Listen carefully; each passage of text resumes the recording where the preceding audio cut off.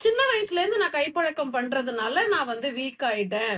நான் ஒரு திருமணம் பண்றதுக்கு எனக்கு பயமா இருக்குன்ற விஷயத்த எங்க கத்துக்கிறீங்க அப்டின்னா, ஒரு சோசியல் மீடியால இந்த சில பேர் போடக்கூடிய வீடியோஸ் பார்த்து தான் கத்துக்கிறீங்க. அதாவது கைப்பழக்கம் தொடர்ந்து செஞ்சு அடிக்ஷன் ஆனா உங்களுக்கு நரம்பு தளர்ச்சி வந்துரும். ஒரு பெண்ண திருப்திப்படுத்த முடியாது.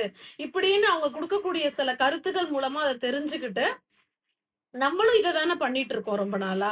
அதனால நமக்கும் இந்த பிரச்சனை எல்லாம் இதனால தான் வந்திருக்கு அப்படின்னு. இதனால தான் ஒரு நரம்பு தளர்ச்சி அப்படின்ற பிரச்சனை அதனால மட்டும் வராது. நீங்க எடுக்கக்கூடிய உணவு, உங்களுடைய வாழ்க்கை முறை, உடற்பயிற்சி, உங்களுடைய ஸ்ட்ரெஸ் லெவல் எந்த எந்த மாதிரி ஒரு ஒரு வாழ்க்கை முறையில நீங்க இருந்துட்டு இருக்கீங்க. இதை எல்லாத்தையும் பொறுத்து தான் உங்களுடைய தூக்கம்.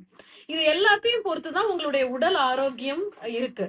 ஆனா எல்லாருமே என்ன புரிஞ்சுக்கிறீங்க அப்படின்னா, கைப்பழக்கம் செஞ்சுட்டா, அதிகப்படியா செஞ்சுட்டா நான் வீக் ஆயிட்டேன், இளைச்சு போயிட்டேன். அதனால தான் இதெல்லாம் நடக்குது. நான் ஒரு பொண்ண வந்து திருமணம் பண்ணிக்கிறதுக்கு தகுதியானவன் இல்ல.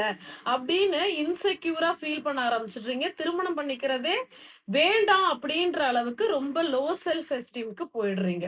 சோ இது முழுவதுமாக தவறுன்ற ஒரு அவேர்னஸ நான் குடுக்கணும்னு நெனச்சேன். எதுவுமே அளவுக்கு மிஞ்சினால் அமிர்தமும் நஞ்சுதான். சோ இது வந்து ஒரு நார்மலா உங்க உடல்ல நடக்கக்கூடிய நிகழ்வு தான்.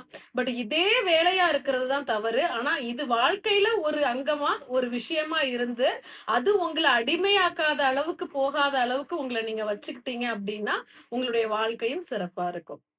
நன்றி.